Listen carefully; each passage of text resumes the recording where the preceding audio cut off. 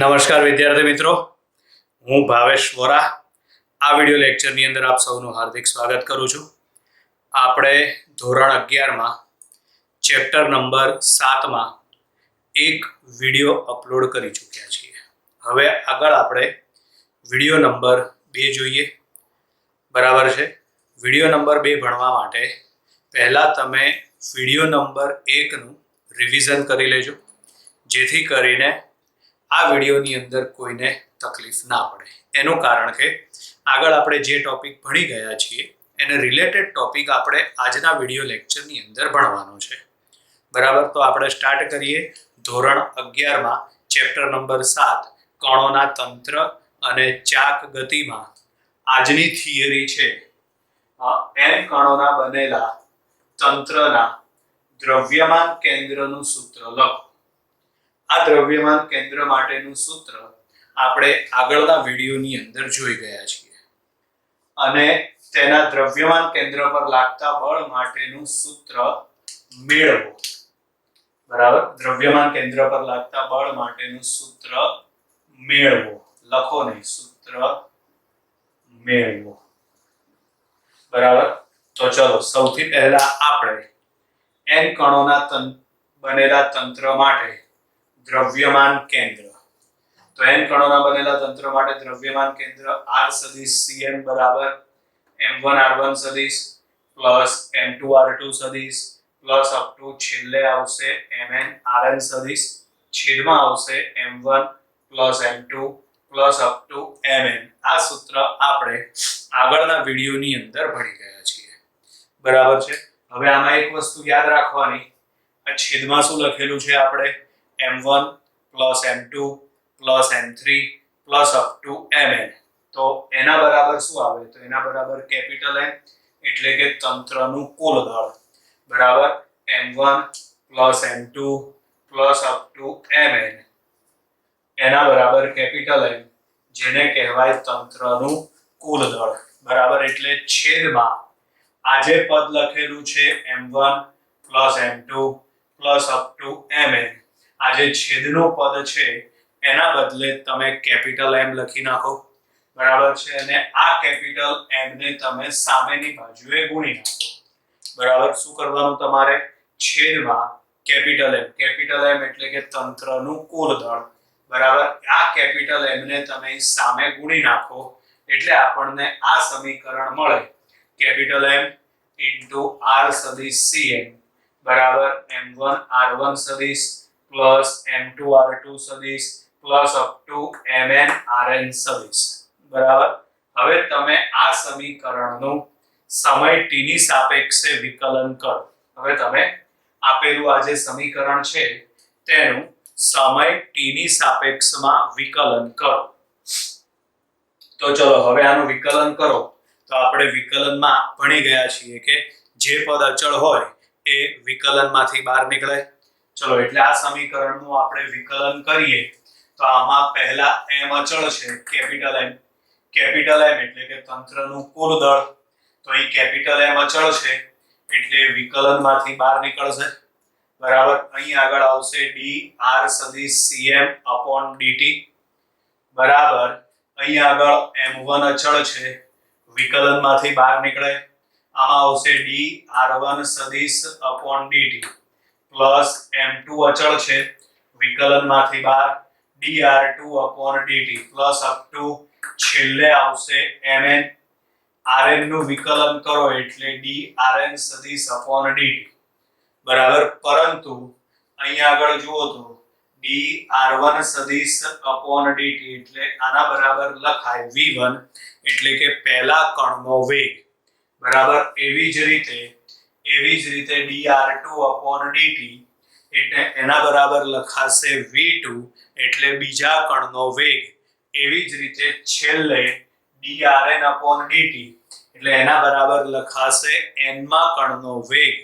તેમજ dr સદિશ cm upon dt એના બરાબર લખાય v સદિશ cm એટલે કે દ્રવ્યમાન કેન્દ્રનો વેગ.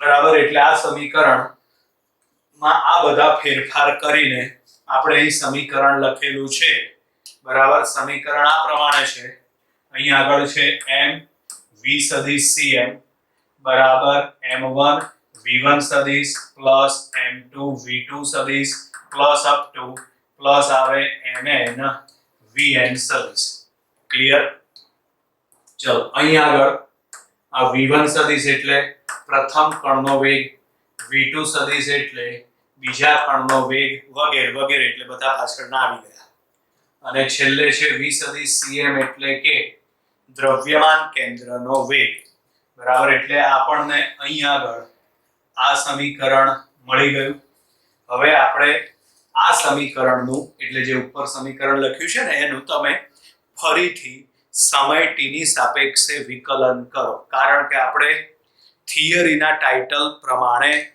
બળનું સૂત્ર મેળવવાનું છે બરાબર થિયરીના ટાઇટલ પ્રમાણે આપણે કોનું સૂત્ર મેળવવાનું છે બળનું તો બળનું સૂત્ર મેળવવા માટે બરાબર અહીં આગળ સમીકરણનું સમય t ની સાપેક્ષે વિકલન કરતા તો આગળની જેમ જ ચલો આ સમીકરણનું તમે સમય t ની સાપેક્ષમાં વિકલન કરો તો ચલો આનું વિકલન કરો તો આમાં m અચળ છે એટલે વિકલનમાંથી બહાર અહીં આગળ v સદિશ cm છે એટલે આવશે d v સદિશ cm dt બરાબર m1 અચળ છે વિકલનમાંથી બહાર આમાં v1 નું વિકલન કરો એટલે d v1 સદિશ dt પ્લસ m2 અચળ છે વિકલનમાંથી બહાર અહીં આગળ આવશે d v2 સદિશ dt બરાબર પ્લસ આમાં આવશે mn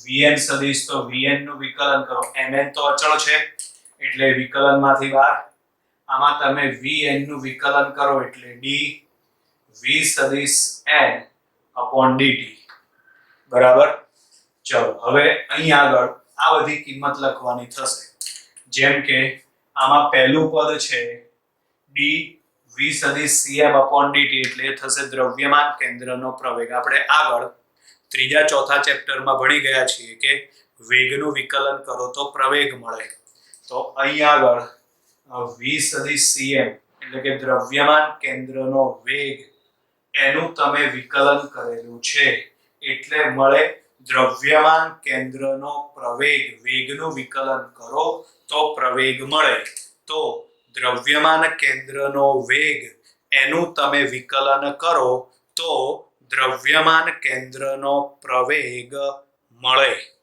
ચલો એટલે અહીં આગળ આવશે d v સદિશ cm dt બરાબર આવે a સદિશ cm એટલે થશે દ્રવ્યમાન કેન્દ્રનો પ્રવેગ a સદિશ cm ચલો હવે આગળ આમાં d v સદિશ cm d v1 dt બરાબર તો d v1 dt બરાબર a1 એટલે પ્રથમ કણનો પ્રવેગ એવી જ રીતે આના બદલે તો એના બદલે આવશે d v2 dt બરાબર a2 એટલે કે બીજા કણનો પ્રવેગ આ બધી જે કિંમત છે એ બધી કિંમત તમે ઉપર મૂકી દો એટલે આ જે પદ છે ને એના બરાબર લખાશે a સદિશ cm બરાબર પછી આના બદલે લખાશે a1 સદિશ પછી આ જે પદ છે એના બરાબર લખાય a2 સદિશ છેલ્લે n મું પદ છે એના બરાબર લખાય an સદિશ બરાબર એટલે આપણે આ સમીકરણ અહીં આગળ એ પ્રમાણે લખી નાખ્યું બરાબર જો આમાં કેપિટલ m ના m આના બદલે a સદિશ cm એટલે દ્રવ્યમાન કેન્દ્રનો પ્રવેગ a સદિશ cm બરાબર m1 m ના m d v1 dt બરાબર a1 એટલે અહીં a1 એવી જ રીતે બીજું પદ કયું આવશે બરાબર તો બીજું પદ આવશે m2 a2 સદિશ પ્લસ અપ ટુ છેલ્લે આવશે mn an સદિશ બરાબર હવે ન્યૂટનનો ગતિનો બીજો નિયમ તો ન્યૂટનના ગતિના બીજા નિયમ અનુસાર F બરાબર શું લખાય ma લખાય બરાબર તો અહીં આગળ m1 a1 એટલે એના બરાબર લખાશે f1 એટલે કે પ્રથમ કણ પર લાગતું બળ બરાબર એવી જ રીતે M2A2 તો M2A2 એટલે F2 એટલે કે બીજા કણ પર લાગતું બળ બરાબર એવી જ રીતે છેલ્લે આવશે MnAn તો એના બરાબર શું લખાય Fn એટલે કે n માં કણ પર લાગતું બળ બરાબર એટલે લખેલું જ છે આપણે ડાબી બાજુનું પદ n a સદિશ cm m ના m એના બરાબર આવશે f1 સદિશ પ્લસ f2 સદિશ પ્લસ f3 સદિશ પ્લસ અપ ટુ છેલ્લે આવશે fn સદિશ આના બદલે આ જે પહેલું પદ છે એના બરાબર આપણે લખીએ f1 પછી બીજું પદ છે એના બરાબર આપણે લખીએ f2 છેલ્લું પદ છે એના બરાબર આપણે લખીએ fn બરાબર એટલે f1 સદિશ પ્લસ f2 સદિશ પ્લસ f3 સદિશ પ્લસ અપ ટુ આવશે fn સદિશ ક્લિયર એટલે હવે આ સમીકરણ ઉપરથી શું લખી શકાય સમજજો ધ્યાનથી તો આના ઉપરથી એવું લખી શકાય કે કણોના તંત્ર પર લાગતા તમામ બળનો સદિશ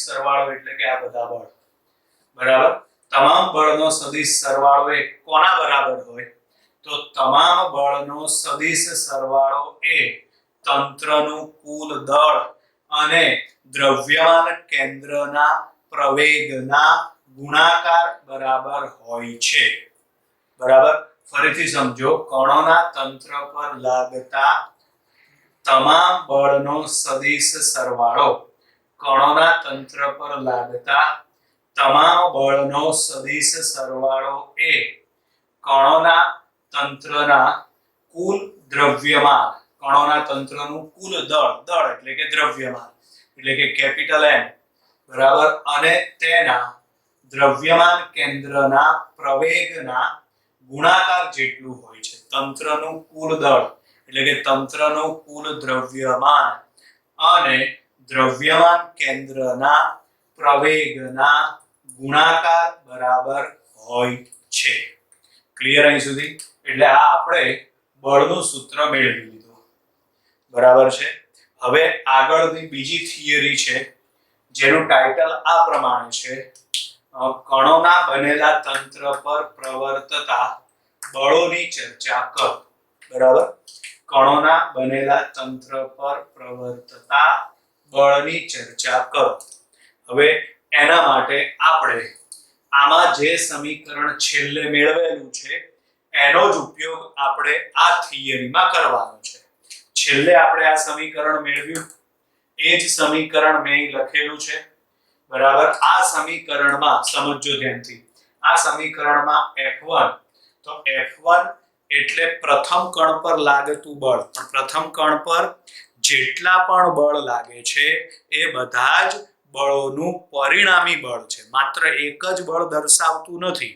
F1 એ શું દર્શાવે છે પહેલા કણ પર લાગતું પરિણામી બળ સમજો ધ્યાનથી એટલે પહેલા કણ પર જરૂરી નથી કે એક જ બળ લાગતું હોય એક કરતા વધારે બળ પણ લાગતા હોઈ શકે બરાબર તો પહેલા કણ પર જેટલા બળ લાગતા હોય એ બધાનું પરિણામી બળ એટલે કે F1 સદિશ બરાબર છે જેમ કે સમજવા માટે આપણે જોઈએ ધારો કે આ પહેલું કણ છે બરાબર એના ઉપર આ રીતે આમ અલગ અલગ ચાર બળ લાગે છે ધારો કે આ ચારેયનું પરિણામી બળ આ રીતે નીચે તરફ છે તો આને F1 કહેવાય બરાબર છે એટલે F1 એ શું છે પહેલા કણ પર લાગતું પરિણામી બળ જેટલા પણ બળ લાગતા હોય એનું પરિણામી બળ કોના માટે પહેલા કણ માટે એવી જ રીતે F2 એટલે શું દર્શાવે છે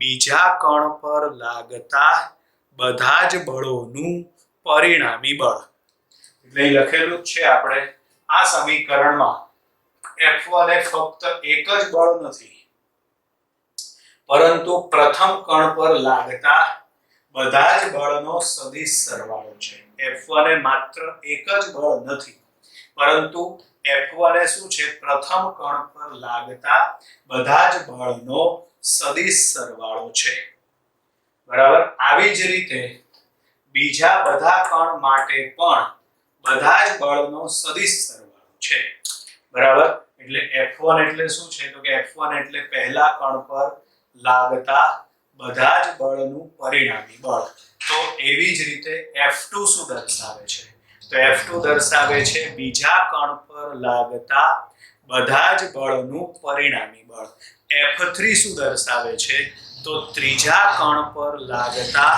બધા જ બળનું પરિણામી બળ બરાબર ચલો હવે એક બીજી વસ્તુ ધ્યાનમાં રાખવાની કણોનું બનેલું જે તંત્ર છે તેમાં બે પ્રકારના બળો લાગતા હોય છે બે પ્રકારના બળો પ્રવર્તે છે એમાં એક આવશે આંતરિક બળ અને બીજું આવશે બાહ્ય બળ બરાબર છે કણોના બનેલા તંત્રમાં બે પ્રકારના બળો પ્રવર્તે છે એમાં એક આવશે આંતરિક બળ અને બીજું આવશે બાહ્ય બળ બરાબર છે પરંતુ એમાં આંતરિક બળ ન્યૂટનની ગતિના ત્રીજા નિયમ અનુસાર આંતરિક બળ છે ને એ જોડમાં ઉદ્ભવે છે બરાબર છે એટલે કે એ બધા એકબીજાની અસર નાબૂદ કરે છે જોડમાં ઉદ્ભવે એટલે જેટલું બળ એક બાજુ લાગે એટલું જ બળ બીજી બાજુ એટલે કે વિરુદ્ધ દિશામાં લાગે એટલે બંને બળ એકબીજાની અસર શું કરશે નાબૂદ કરશે એટલા માટે આપણે કણોના બનેલા તંત્રમાં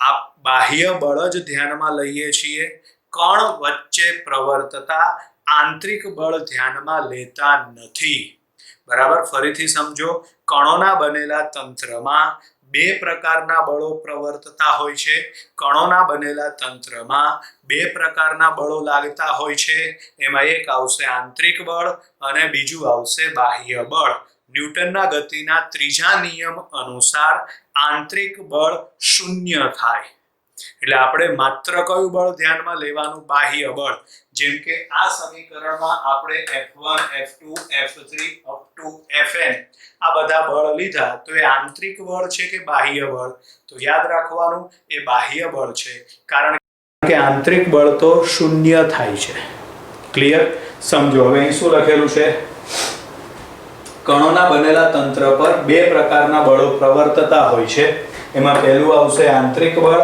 અને બીજું આવશે બાહ્ય બળ ચલો ન્યૂટનના ગતિના ત્રીજા નિયમ અનુસાર આંતરિક બળ જોડમાં અને પરસ્પર વિરુદ્ધ દિશામાં ઉદ્ભવે છે જોડમાં એટલે કે બે બળ એક સાથે ઉદ્ભવે પણ આ બળ કઈ દિશામાં ઉદ્ભવે તો કે પરસ્પર વિરુદ્ધ દિશામાં તેના મૂલ્યો સમાન છે મૂલ્ય સમાન અને દિશા પરસ્પર વિરુદ્ધ એટલે પરિણામી બળ શૂન્ય થાય બરાબર પરસ્પર વિરુદ્ધ દિશામાં ઉદ્ભવે છે અને તેના મૂલ્ય સમાન હોય છે જેથી આંતરિક બળોનું પરિણામી બળ શૂન્ય થાય છે પરિણામી બળ શૂન્ય થાય છે એટલે કે F ઇન્ટરનલ બરાબર શું આવશે 0 F ઇન્ટરનલ બરાબર શું આવશે 0 એટલે કે આંતરિક બળ શૂન્ય થાય છે બરાબર હવે આમ કણોના બનેલા તંત્રમાં માત્ર બાહ્ય બળ જ ધ્યાનમાં લેવામાં આવે છે એટલે મેં કીધું એ પ્રમાણે આ જે બળ છે બધા બાહ્ય બળ છે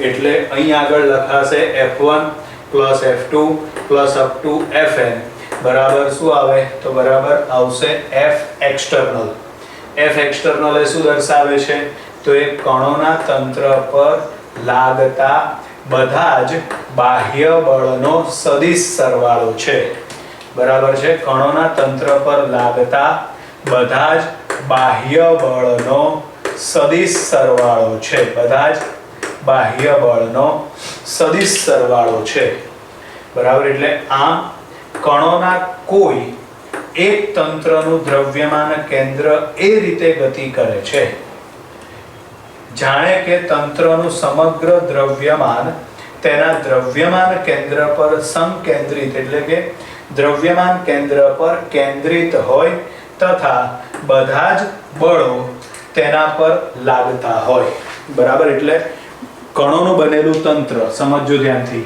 કણોના કોઈ એક તંત્રનું દ્રવ્યમાન કેન્દ્ર એ રીતે ગતિ કરે છે કે જાણે કે તંત્રનું સમગ્ર દળ દ્રવ્યમાન કેન્દ્ર પર કેન્દ્રિત થયેલું હોય અને બધા જ બળો દ્રવ્યમાન કેન્દ્ર પર લાગતા હોય બરાબર જાણે કે તંત્રનું સમગ્ર દ્રવ્યમાન તેના દ્રવ્યમાન કેન્દ્ર પર સંકેન્દ્રિત હોય, સંકેન્દ્રિત અથવા તો કેન્દ્રિત હોય એવું લખો તોય ચાલે, તથા બધા જ બાહ્ય બળો તેના પર લાગતા હોય. તેના પર એટલે કે દ્રવ્યમાન કેન્દ્ર પર બધા જ બાહ્ય બળ લાગતા હોય.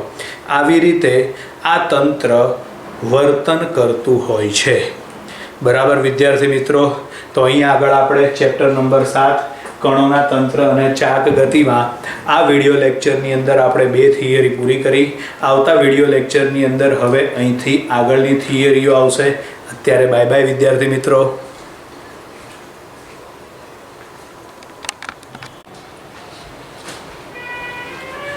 નમસ્કાર વિદ્યાર્થી મિત્રો, હું ભાવેશ વોરા આ વિડિયો લેક્ચરની અંદર આપ સૌનું હાર્દિક સ્વાગત કરું છું. એક અગત્યની સૂચના, જો તમે મારી યુટ્યુબ ચેનલ ભાવેશ વોરા ને હજી સુધી સબસ્ક્રાઈબ ના કરી હોય તો ઝડપથી સબસ્ક્રાઈબ કરી દો, જેથી કરીને નવા વિડીયો અંગેની નોટિફિકેશન્સ તમને મળતી રહે. બરાબર છે. વોટ્સઅપ ઉપર લિંક મળે ના મળે, પણ જો તમે મારી યુટ્યુબ ચેનલ ભાવેશ વોરાને સબસ્ક્રાઈબ કરેલી હશે, બરાબર છે, તો તમને યુટ્યુબ તરફથી લિંક સીધી જ મળી જશે. વોટ્સઅપમાં નક્કી ના હોય, ક્યારેક મળે ને ક્યારેક ના પણ મળે. બરાબર, એટલા માટે તમે ઝડપથી મારી યુટ્યુબ ચેનલ ભાવેશ વોરાને સબસ્ક્રાઈબ કરી દો અને સાથે સાથે લાઇક અને બેલ આઇકન દબાવવાનું પણ ભૂલતા નહીં. બરાબર છે. આપણે ધોરણ 11 ચેપ્ટર નંબર 7 કણોના તંત્ર અને ચાક ગતિની અંદર આગળના વિડિયો લેક્ચરની અંદર આપણે રેખીય વેગમાન સુધી ભણ્યા. બરાબર છે. હવે આગળની થિયરી આપણે શરૂઆત કરવાની છે. હવે શું છે થિયરીનું ટાઇટલ? તો એમાં છે કણોના તંત્રનું રેખીય વેગમાન સમજાવો. આગળ આપણે બળ વિશેની માહિતી જોઈ હતી, બળ આપણે ભણ્યા હતા. હવે આ છે રેખીય વેગમાન સમજાવો. કોના માટે? તો કણોના તંત્ર માટે.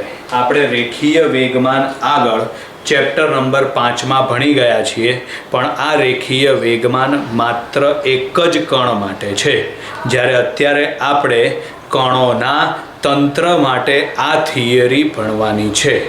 બરાબર વિદ્યાર્થી મિત્રો, તો ચલો શરૂઆત કરીએ ચેપ્ટર નંબર 7માં આગળની થિયરી કણોના તંત્રનું રેખીય વેગમાન સમજાવો. તો ધારો કે n કણોના બનેલા તંત્રમાં કણના દળ અનુક્રમે m1 m2 m3 up to mn છે અને તેમના વેગ અનુક્રમે v1 v2 v3 up to vn છે. બરાબર, કણોના બનેલા તંત્રમાં કુલ n કણ આવેલા છે. દરેકનું દળ અનુક્રમે m1 m2 m3 up to mn છે, તેમજ તેમના વેગ અનુક્રમે v1 v2 v3 up to vn છે. બરાબર, તો આપણે આગળ સમીકરણ ભણી ગયા છીએ એ પ્રમાણે તમે વિચારો તો પહેલા કણનું વેગમાન કેટલું આવે? તો પહેલા કણનું વેગમાન આવશે m1 v1 સદિશ. બીજા કણનું વેગમાન કેટલું આવશે? m2 v2 સદિશ. ત્રીજા કણનું વેગમાન કેટલું આવશે? m3 v3 સદિશ. એવી જ રીતે nમા કણનું વેગમાન કેટલું આવશે? mn vn સદિશ. બરાબર, એટલે અહીં આગળ છે આ પરથી પ્રથમ કણનું વેગમાન p1 સદિશ બરાબર m1 v1 સદિશ. બીજા કણનું વેગમાન p2 સદિશ બરાબર m2 v2 સદિશ વગેરે વગેરે. એટલે પછી આગળ આગળ આવા સ્ટેપ તમારે લખતા જવાના. ક્યાં સુધી લખવાના? n સુધી. બરાબર, તો હવે n કણોના તંત્ર માટે તંત્રના રેખીય વેગમાનને તંત્રના દરેક કણના રેખીય વેગમાનના સદિશ સરવાળા તરીકે દર્શાવી શકાય. ધ્યાનથી આ સેન્ટેન્સ સમજજો. બરાબર, n કણોના તંત્ર માટે તંત્રના રેખીય વેગમાન એટલે તંત્રના કુલ રેખીય વેગમાનને દરેક કણના રેખીય વેગમાનના સદિશ સરવાળા તરીકે દર્શાવી શકાય. અહીં આગળ આ સદિશ સરવાળો દર્શાવેલો છે. બરાબર, તંત્રનું કુલ રેખીય વેગમાન એ બરાબર તંત્રના દરેક કણના રેખીય વેગમાનના સદિશ સરવાળા તરીકે દર્શાવી શકાય. બરાબર, એટલે કે કુલ વેગમાન p સદિશ બરાબર શું આવે? તો કુલ વેગમાન p સદિશ બરાબર આવશે p1 સદિશ પ્લસ p2 સદિશ પ્લસ P3 સદિશ પ્લસ અપ ટુ Pn સદિશ. બરાબર, એટલે અહીં આગળ છે P1 સદિશ પ્લસ P2 સદિશ પ્લસ P3 સદિશ પ્લસ અપ ટુ Pn સદિશ. બરાબર છે. તો હવે P1 બરાબર શું લખાશે? M1 V1 સદિશ. પછી P2 બરાબર શું લખાશે? M2 V2 સદિશ પ્લસ અપ ટુ છેલ્લે Pn બરાબર શું લખાય? તો Pn બરાબર લખાય Mn Vn સદિશ. Pn બરાબર શું લખાશે? Mn Vn સદિશ. આ સમીકરણ નંબર 1. આપણે બધાની કિંમત જ લખી છે, બીજું કાંઈ નથી કર્યું.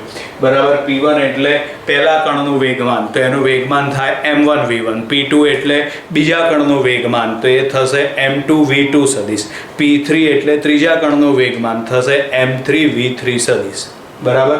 એવી જ રીતે Pn એટલે n માં કણનું વેગમાન, એટલે આ થશે Mn Vn સદિશ. બરાબર, જેને આપણે કહીએ સમીકરણ નંબર 1. હવે આગળ છે તેમજ n કણોના બનેલા તંત્ર માટે આ સૂત્ર આપણે આગળની થિયરીમાં આવી ગયું. બરાબર છે. એટલે n કણોના બનેલા તંત્ર માટે કેપિટલ M એટલે તંત્રનું કુલ દળ, V સદિશ Cm એટલે કે દ્રવ્યમાન કેન્દ્રનો વેગ. દ્રવ્યમાન કેન્દ્ર ઇંગ્લિશમાં સેન્ટર ઓફ માસ કહેવાય. બરાબર છે. એટલે આપણે બધી જગ્યાએ Cm લખીએ છીએ. ચોપડીની અંદર કેપિટલ લેટર્સ આપેલા છે. કેપિટલ V વેગ માટે, પછી પ્રવેગ માટે કેપિટલ A, એના બદલે આપણે Cm લખેલું છે, સેન્ટર ઓફ માસ. બરાબર. એટલે અહીંયા આગળ કેપિટલ M એટલે તંત્રનું કુલ દળ, પછી V સદિશ Cm એટલે દ્રવ્યમાન કેન્દ્રનો વેગ બરાબર M1 V1 સદિશ પ્લસ M2 V2 સદિશ પ્લસ અપ ટુ છેલ્લે આવશે Mn Vn સદિશ. સમીકરણ નંબર 2. બરાબર. હવે સમીકરણ 1 અને 2 ને તમે સરખાવો તો આ બંને સમીકરણમાં જમણી બાજુ સરખી છે. આ સમીકરણમાં જમણી બાજુ સરખી છે, માટે વેગમાન P સદિશ બરાબર શું લખાય? તો વેગમાન P સદિશ બરાબર લખાય કેપિટલ M ઇન્ટુ V સદિશ Cm. Capital M into V સદિશ Cm. બરાબર. એટલે આના ઉપરથી શું લખી શકાય? આ સમીકરણ પરથી શું લખી શકાય? બરાબર. તો એના ઉપરથી લખી શકાય આમ કણોના તંત્રનું કુલ રેખીય વેગમાન, કણોના તંત્રનું કુલ રેખીય વેગમાન એ તંત્રનું કુલ દ્રવ્યમાન. કેપિટલ M એટલે તંત્રનું કુલ દ્રવ્યમાન. દ્રવ્યમાન ના લખવું હોય તો એના બદલે દળ લખી શકાય. બરાબર. કણોના તંત્રનું કુલ રેખીય વેગમાન એ તંત્રનું કુલ દળ અથવા તો તંત્રના કુલ દ્રવ્યમાન અને તેના દ્રવ્યમાન કેન્દ્રના વેગના ગુણાકાર બરાબર હોય છે. કોના ગુણાકાર બરાબર હોય? તંત્રનું કુલ દ્રવ્યમાન અને દ્રવ્યમાન કેન્દ્રના વેગના ગુણાકાર બરાબર હોય છે. બરાબર. એટલે આ થઈ કણોના તંત્રના રેખીય વેગમાનની થિયરી.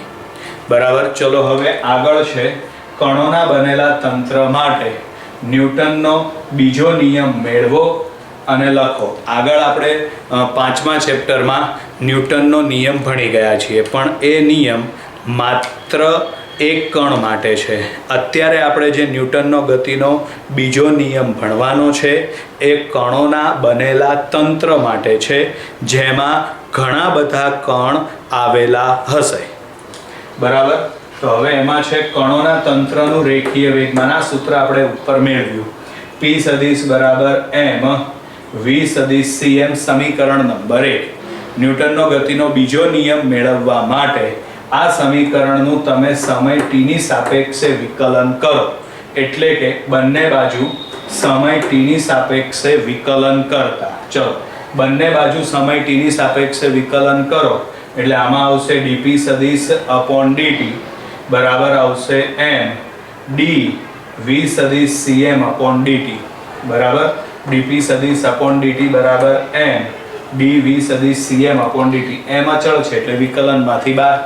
બરાબર. આ p સદિશ એનું વિકલન, m અચળ છે વિકલનમાંથી બહાર, બાકી વધે v સદિશ Cm તો એનું વિકલન. હવે આપણે આગળ ભણી ગયા એ પ્રમાણે વેગનું વિકલન કરો તો શું મળશે? પ્રવેગ.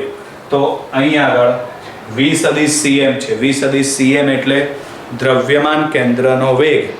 તો એનું વિકલન કરો તો તમને શું મળશે? દ્રવ્યમાન કેન્દ્રનો પ્રવેગ. બરાબર. એટલે અહીં આગળ d v સદિશ cm upon dt બરાબર આવે a સદિશ cm એટલે થશે દ્રવ્યમાન કેન્દ્રનો પ્રવેગ. ક્લિયર અહીં સુધી? ચલો એટલે હવે આ કિંમત તમે ઉપર મૂકી દો તો માટે dp સદિશ upon dt બરાબર આવશે m into a સદિશ cm. આ કિંમત તમે અહીં આગળ ઉપર મૂકી દો એટલે થશે dp સદિશ upon dt બરાબર m a સદિશ cm. પરંતુ અહીં આગળ સમજો હવે m a સદિશ cm તો m a સદિશ cm એના બરાબર શું લખાય? તો એના બરાબર લખાશે f એક્સટર્નલ ext. બરાબર. આપણે આગળની થિયરીમાં આ બોર્ડની પહેલા બરાબર આપણે એવું ભણી ગયા હતા કે કણોના બનેલા તંત્રમાં કુલ 2 પ્રકારના બળો પ્રવર્તે છે. એમાં એક આવશે આંતરિક બળ અને બીજું આવશે બાહ્ય બળ. પરંતુ એમાં આંતરિક બળો સમાન મૂલ્યના અને પરસ્પર વિરુદ્ધ દિશાના હોવાથી એકબીજાની અસર નાબૂદ કરે છે, જેથી પરિણામી બળ શૂન્ય થાય. એટલે આપણે ગણતરીમાં આંતરિક બળ ધ્યાનમાં લેતા નથી. માત્ર કયું બળ ધ્યાનમાં લઈએ છીએ? બાહ્ય બળ.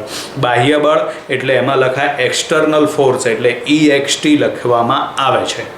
એટલે અહીંયા આગળ આવશે m a સદિશ cm બરાબર f એક્સટર્નલ. એક્સટર્નલ એટલે કે બાહ્ય બળ.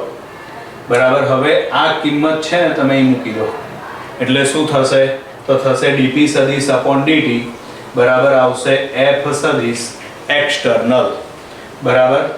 એટલે જે શું દર્શાવે છે? તો જે કણોના બનેલા તંત્ર માટેનો ન્યૂટનના ગતિનો બીજો નિયમ છે. બરાબર. તો હવે આના ઉપરથી એનું વિધાન લખવાનું છે. બરાબર. શું છે એનું વિધાન? તો એમાં છે તંત્ર પર લાગતું પરિણામી બાહ્ય બળ R. તંત્ર પર લાગતું પરિણામી બાહ્ય બળ તંત્રના કુલ રેખીય વેગમાનના ફેરફારના દર જેટલું હોય છે. બરાબર છે. એટલે આ સમીકરણ છે ને, આ સૂત્ર છે ને, એને તમારે શબ્દો સ્વરૂપે લખવાનું છે, શબ્દમાં લખવાનું છે. તંત્ર પર લાગતું પરિણામી બાહ્ય બળ. તંત્ર પર લાગતું પરિણામી બાહ્ય બળ તંત્રના કુલ રેખીય વેગમાનના ફેરફારના સમય દર જેટલું હોય છે, જે કણોના તંત્ર માટે ન્યૂટનનો ગતિનો બીજો નિયમ છે. હવે આગળ આવશે કણોના તંત્ર માટે રેખીય વેગમાન સંરક્ષણનો નિયમ. કણોના બનેલા તંત્ર માટે રેખીય વેગમાન સંરક્ષણનો નિયમ લખો અને સમજાવો. બરાબર. તો હવે કણોના તંત્ર માટે ન્યૂટનનો ગતિનો બીજો નિયમ જે આપણે અહીં મેળવેલો છે આ રહ્યો. બરાબર છે. આ જ સૂત્ર આપણે અહીં આગળ લખીએ dp સદિશ upon dt બરાબર f એક્સટર્નલ. એક્સટર્નલ એટલે કે બાહ્ય બળ. તેમાં લખાય ધારો કે તંત્ર પર લાગતું પરિણામી બાહ્ય બળ 0 છે. બરાબર. ધારો કે તંત્ર પર લાગતું પરિણામી બાહ્ય બળ 0 છે એટલે કે f એક્સટર્નલ બરાબર 0 છે. f સદિશ એક્સટર્નલ બરાબર 0 છે. બરાબર. ચલો એટલે કે આ કિંમત આપણે અહીં ઉપર મૂકી દઈએ તો માટે dp સદિશ upon dt બરાબર શું થશે? 0. બરાબર. આમ p સદિશ બરાબર શું છે? અચળ. બરાબર. સમજ્યા?